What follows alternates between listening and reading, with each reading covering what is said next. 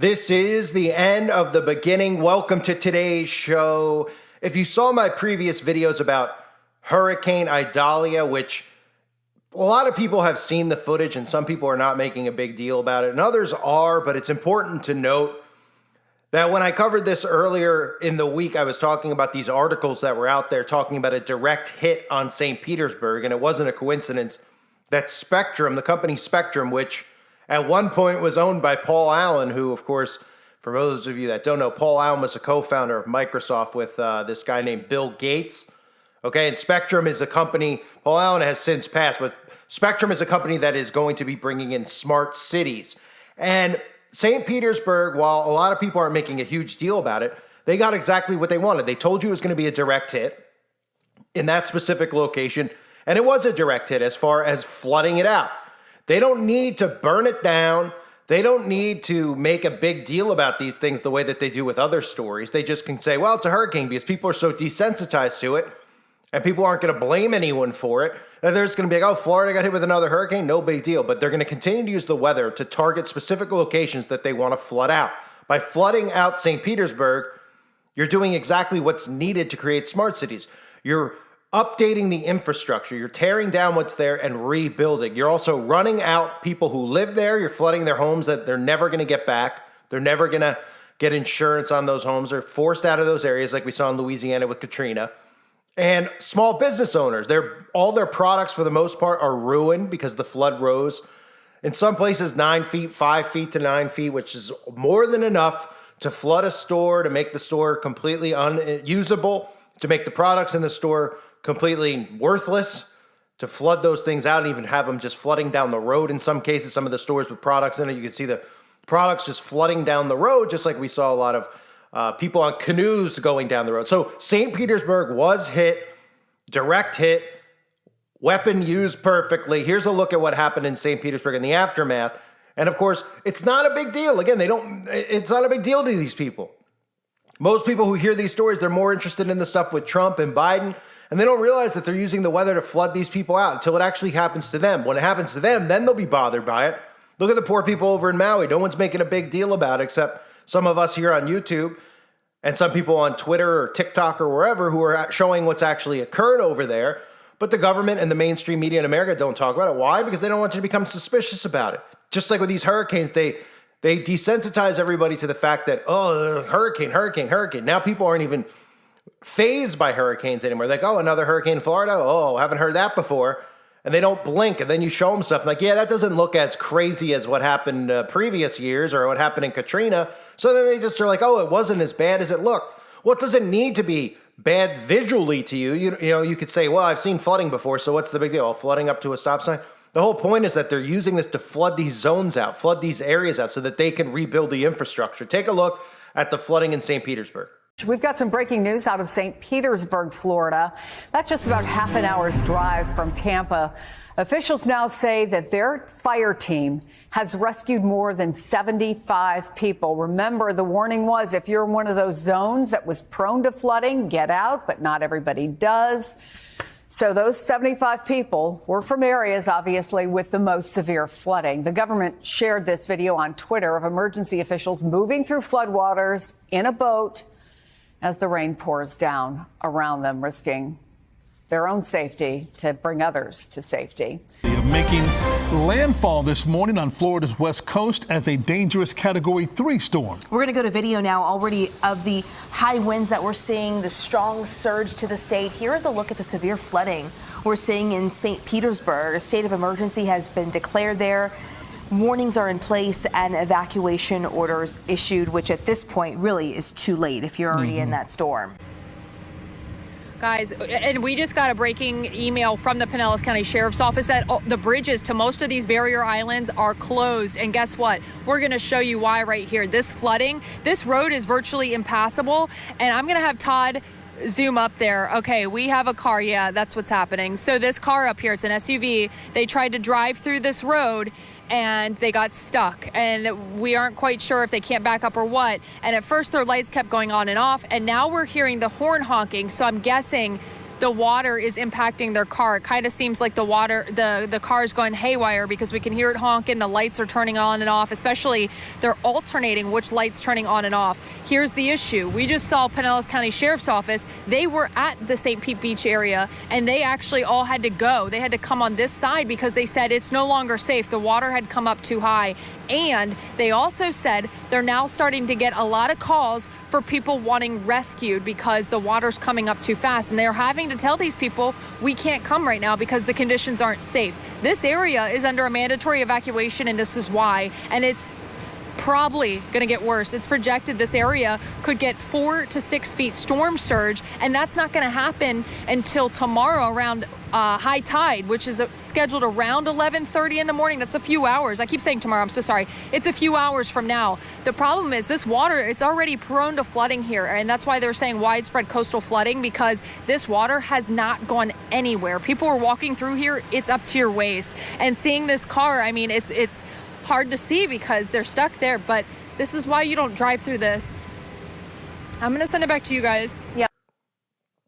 So again, like that article said, St. Petersburg looking like a direct hit. It's all in the wording of these articles. They program you this way. They're telling you that they were a direct hit, right? People are like, oh, a direct hit because they could forecast the weather and exactly where it's going to go, even though a lot of the times they're wrong. They tell you you're going to get a blizzard and you're not. They tell you that this is going to be a category 4 and it wasn't, but it still did the job. The whole purpose and the whole job of it was to hit the area and flood it the best they can, and then to hit it with the rising tides afterward, the storm surge afterwards, which again is something that really floods it out. But if people don't see places on fire, if they don't see chaos going on in the streets, and again, even something like this, if it happened in your own town, you'd be like, whoa, what is going on? Flooding down the road. But when you see it on TV, people just go, what's the big deal? So they're able to do what they want with these control weather patterns to bring in what they want, right? Because the people weren't going to go along with these smart cities. And again, for people that don't know, listen to some of the stuff that Spectrum has put out there in the past. And they talk about 5G and they're like, eventually when we get 5G, well, now they have 6G rolling in. But they talk about how everything in these cities has to be connected. And the only way they're going to be connected is if the infrastructure is completely destroyed and rebuilt. You know, they're not going to go into some old building that was made in the 1950s and be able to make it Wi-Fi compatible without tearing everything down. So they do it this way. They wipe it all out. They call it bagel lightning in a sense, in some cases, right? Because for them, the insurance will cover the rebuild of the structures of the apartment buildings, et cetera. And of course, these things will all be handed over to the government when the government will implement these smart cities. And the whole plan is to, again, recreate the infrastructure. So listen to them talking about this is Spectrum. This is the company that, Paul Allen once was the owner of. I'm not sure if he was the creator, but he was on the ground floor, also known as Charter Communications. And of course, this is another thing tied to Bill Gates, conveniently. Take a look at what the plans are here. At Spectrum, a smart city leverages technology and the Spectrum network to allow data collected from the sensors to be analyzed in near real time for the benefit of the city, the citizens, and all whom visit. Imagine all of this information at your fingertips. Spectrum Smart Cities is excited to announce the release of our greatest tool yet, Spectrum IoT Insights. Every city has the potential to be a smart city. There are 4 key components when planning your smart city. Leveraging the Spectrum network that can support any smart city project, connecting devices and sensors to the network to allow for data collection, a platform to ingest the data, allowing for analytics on a single pane of glass, using both historical and real-time inputs, and interfaces to allow for data visualization on any device. While every component is key to the smart city success, a data analytics platform is what makes a city smart. Cities are using the collected data to assist with improving city services, focusing on transit, transportation and Vision Zero initiatives, updating city infrastructure, or keeping citizens safe. Regardless of the initiative, analytics is at the heart of any smart city. Spectrum IoT Insights is deployed to all Spectrum Smart City engagements and provides data flexibility to customize your view, import historical, and integrate multiple disparate sources. Every Spectrum Smart City is a collaboration between Spectrum, our partners, and you. Contact us directly to continue the conversation about tangible benefits for your city at spectrumsmartcities.com.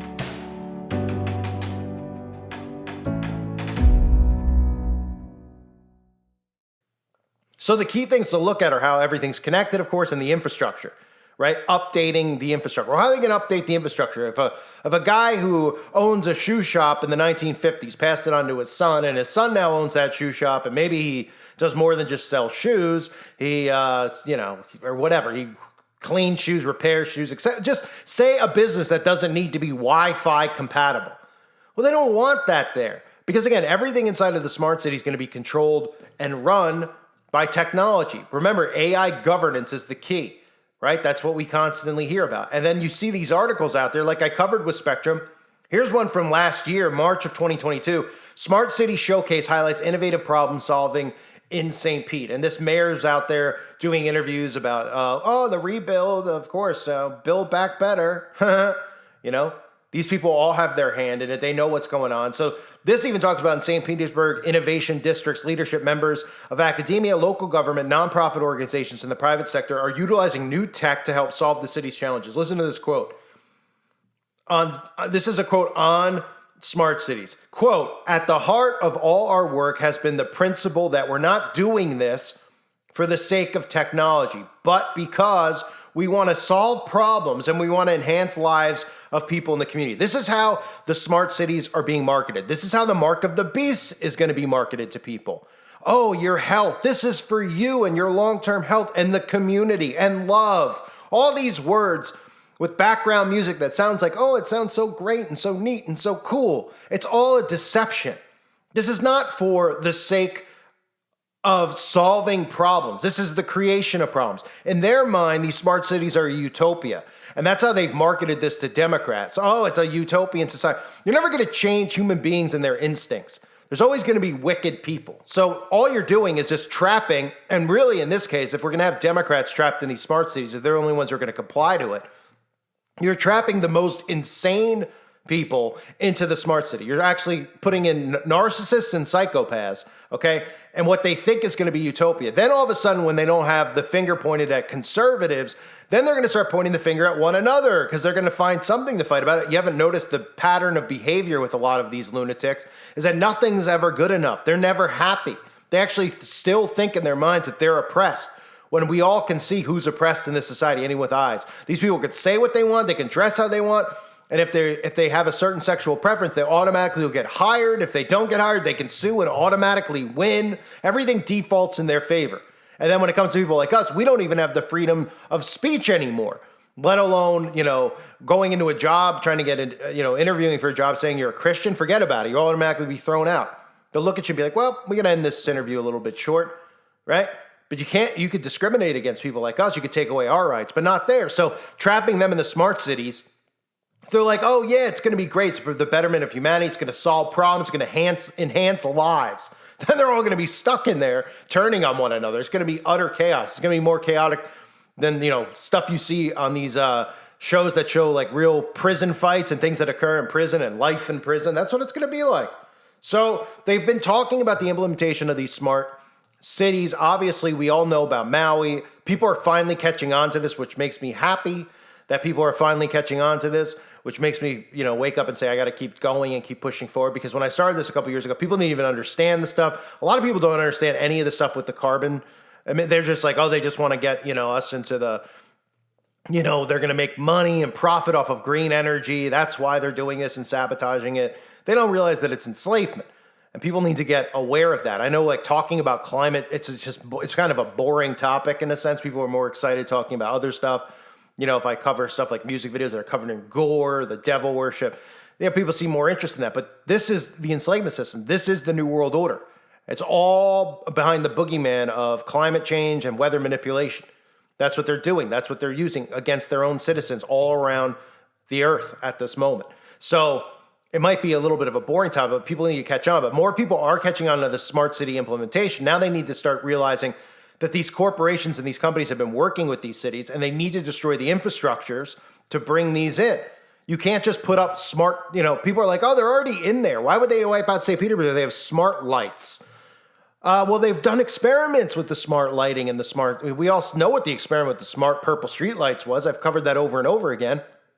All that's obviously been scrubbed because, all those channels from that other YouTuber are gone, but they've been running experiments with smart city technology. Okay, now they need to implement the infrastructure. And you've even seen the experiments done with the Amazon Go stores, right? What did you think that all of a sudden was the Amazon Go stores went out of business? There's a lot of them just shut down, that they're not going to use that technology. If you don't remember the Amazon Go stores, you'd walk in, you'd be under full surveillance. Just take a look. Here's the video clip of what that looked like, because this is exactly how smart cities are going to operate. At this Amazon Go grocery store, there are familiar sights and sounds missing. No checkout lines, no reaching for your wallet. Instead, you scan your Amazon Go app as you enter the store, and the cameras up above and weight sensors in the shelves. You can pick up anything you want and just walk out. Then your Amazon account is charged. You walk in and then you just pick up stuff and you walk out. It was kind of weird to look up and see all like the sensors. There's a produce section, but no scales here. Instead of your typical grocery store, which sells your fruits and veggies by the pound, this one sells by the item. So how do the prices compare to a nearby grocery store? A bottle of Heinz ketchup at Amazon Go is 30 cents cheaper. A pack of LaCroix, $1.50 less. And Tide detergent, a savings of more than $3. It really remains to be seen whether the technology is good enough to supplant cashiers in those larger environments. That doesn't sit well with a major labor union firing back and calling Amazon a clear and present danger to millions of good jobs. The retail giant says it's both incorrect and misleading to suggest that Amazon destroys jobs, adding that its jobs come with great compensation and benefits. Retail analysts expect to eventually see this checkout-less technology at Whole Foods, owned by Amazon, and 7-Eleven is already testing a similar concept at its Texas headquarters. This as more stores cash in on a cashier-free future. Jolene Kent, NBC News, Seattle. So inside of these smart cities, you'll have stores like that, but they started shutting those down. Why? Because it's not going to be called an Amazon Go store. All the stores are going to be like that. You're going to walk in and walk out. Okay, you're going to be the thing that gets scanned. Everything's going to be in your body. Your ID, your wallet, your passport, everything. Your status as far as magic potions, everything will be in you in your genetic code. That's just why they want to alter that, which I can't talk about here on YouTube. I talk about that over on the website, uprisingrevival.com, because I can't talk about it here. People are like, you're just doing it over there instead of here because you want to make money. You know, $2.99, I'm really making money. $2.99 is to keep trolls out and to keep the website actually running and functioning so I can upload an unlimited amount of content over there. Okay? I'll guarantee you if I discuss those things here that I will be thrown off. And another YouTuber I know has made so many channels that it's so time consuming to do it that it just is stuff that has to be talked about over there. So again, it's about you being connected to the city being able to monitor you. Surveillance is 24/7. It's 1984. Okay? So now the people are waking up to the smart city. They have to realize it's AI governance. And this does direct right back to the World Economic Forum and all of these people. But remember, all the world leaders who are in place are all in bed with the World Economic Forum. Donald Trump's been there. You didn't see him there going against the globalists, right? But of course, everyone will believe that he's not. Oh yeah, he was only the guy who rolled in the mandates and all that other stuff in the beginning, with the diapers on the face. So again, that's other stuff for the website. But we know that this is what they need to implement. So again, remember this when it comes to the smart cities. They can't just go, hey, we're going to make a smart city in Houston. We're going to make a smart city here. They have to destroy it. So these are the ways that they're going to destroy it. They're going to destroy the infrastructure, whether it's through weaponized weather or whether it's through chaotic crime that's being allowed and enabled by our government. These are agents, and then other people are just being provoked into doing and committing crimes because the media is telling them they can get away with it. So it's destroying the infrastructure, allowing the homeless people to run amok, right? Allowing them to put tents up on streets so that businesses fail and people who live there want to leave. Done by design. So they're using all these different methods, including even we saw in San Francisco, Philadelphia, people are injecting themselves in the streets. This would never be allowed in any time period in the history of humanity. That we're allowing these people. The cops will come and arrest the person. They're doing it right in front of kids, right in front of families. They're letting it happen. They're destroying infrastructure every way they can so they can bring in their AI governance. So St. Petersburg was a target. They told you it was a target, and then they hit it because that's how they work. Reminder again, check out their website, uprisingrevival.com if you haven't yet. Very important you do so. At the very least, make sure you click on free videos. And my other channels are linked below. Please subscribe to those now. It's very important that you do that if you haven't yet. I need more people over on those channels so that those channels can grow and build out And again, so we don't lose touch with one another, if you like this content and you enjoy watching it every day, because I upload pretty much every single day, definitely make sure you sub to those channels, because a strike, I won't be able to upload for 2 weeks, and then one more and I'll be gone. So you'll lose touch with me, which has happened over and over again to another YouTuber I know. So we don't want that to happen again. So please sub to the other channels now. I thank you guys for your support. Prayers for everybody out there affected by these floods, just like prayers for everybody in Maui who's still dealing, and everybody who's suffering from their direct energy weapons and their weather manipulation. It's just absolutely insane, and it's coming to a town near you, even possibly your town. So be ready, be prepared, and know what's going on. I thank you guys. Hope you're all doing well. God bless you as always and your families.